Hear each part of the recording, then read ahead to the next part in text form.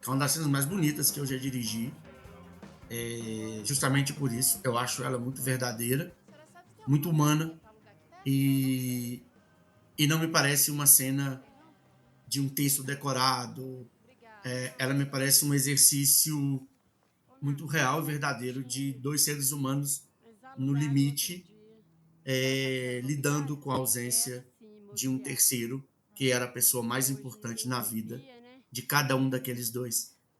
Alguém tentando resolver as contas do passado a partir de uma morte e de uma ausência que dói muito, que é quando o Eric sai com a mãe para pesquisar casas, né? Eles estão prestes a ter que sair da casa e a cena culmina com um longo plano de sequência, né?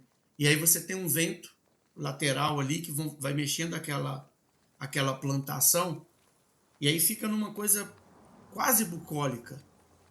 Só que à medida que a cena vai caminhando, você vai percebendo, né, no rosto daqueles personagens, no suor estampado na camisa dela, na aflição dele, do Eric, tem uma ruptura, tem uma fricção na relação dele com a mãe que precisa ser resolvida. Ele tem um questionamento sobre a ausência do pai. A câmera começa longe deles e eles vêm andando e eles encontram a câmera. E aí, quando eles encontram a câmera começa a acompanhá-los e a gente tem um enquadramento que eu gosto muito, que é colocar os rostos, né? É cinemascope, então você coloca os rostos em opostos, né?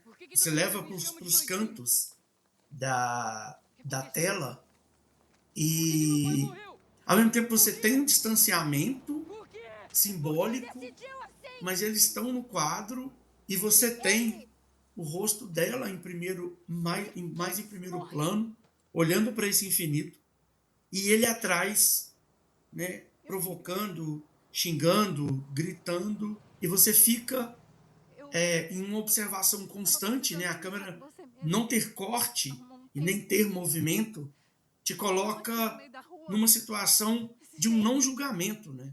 Você não julga porque você vê os dois enquadrados quase que da mesma forma, com uma leve superioridade da mãe.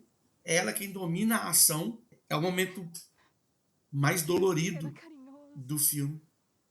E para mim era muito importante que isso fosse dado desse modo, em que você quase não percebesse a câmera. A partir do momento que ela dá a notícia para ele e, enfim, né, o choque que ele leva, aí a gente iguala os dois no plano, a gente coloca os dois lado a lado, um de frente para o outro, né, perfilados, e, e deixa, e existe uma leve distância entre eles, e que isso foi proposital, e eles durante o filme, eles têm um distanciamento porque ela trabalha de domingo a domingo, ela não vê o filho, então nesse momento a escolha novamente, né, se valendo do cinemascope, a gente, né, deixa os dois no canto da tela, né, ocupando os